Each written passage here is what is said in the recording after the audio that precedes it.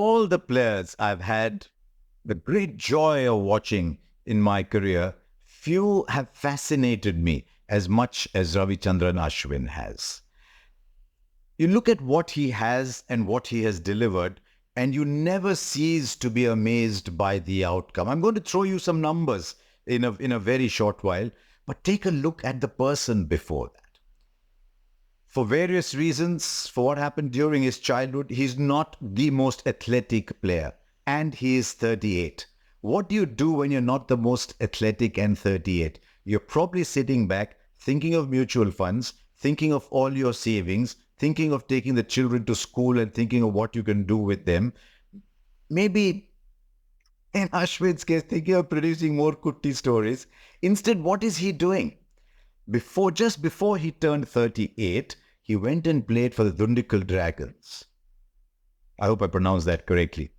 And he told me afterwards that he went there to play, to try out something different. He said, I had something in my mind, I wanted to try it out, and I was very happy with the outcome.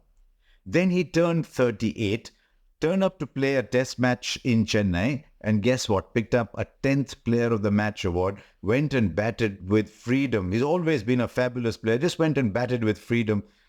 Just like that, picked up another 6-wicket haul. He now has 37 5-wicket hauls. 37. Let these numbers sink in. I'm going to throw you some numbers. Let these numbers sink in.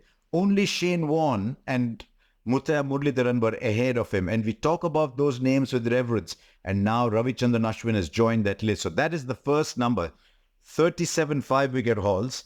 Then if you look a little further, most 5-wicket hauls for India, obviously. Second most wickets for India, 522 is a colossal number. Joint most 10-wicket hauls for India, fastest in the world to 250, 300, 350 wickets. Second most hundreds at number 8 or below. Only cricketer to have 35-wicket hauls and 20 50 plus scores.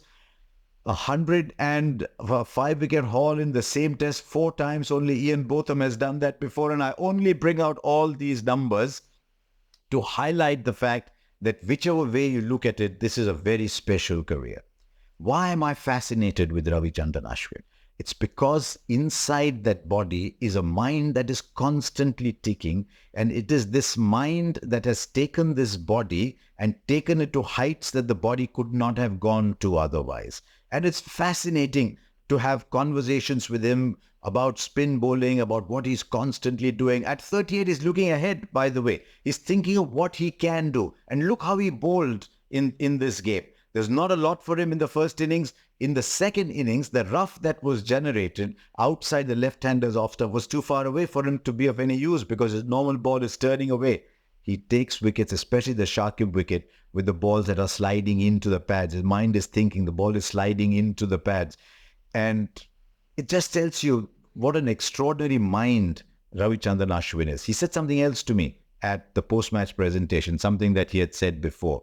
And that is that over the last 4 or 5 years, he has stopped playing for a specific outcome. Sometimes that can strangle you. You say, I want to finish with so many runs. I want to finish with so many hundreds. I want to finish with so many 5-wicket hauls. Things changed for Ashwin around 2017-18. It wasn't the happiest phase in life for him.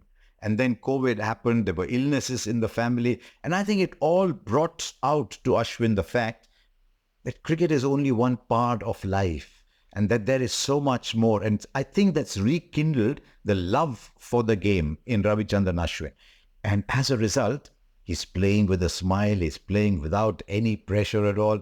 I've enjoyed watching him play. How much further will he go? I hope he gets to 600, by the way. He's probably on his last tour of Australia. And I mean no disrespect when I say that. Probably on his last tour of England as well. But there's a lot of cricket coming up at home as well. Lots of test match cricket. Luckily, India's doing that.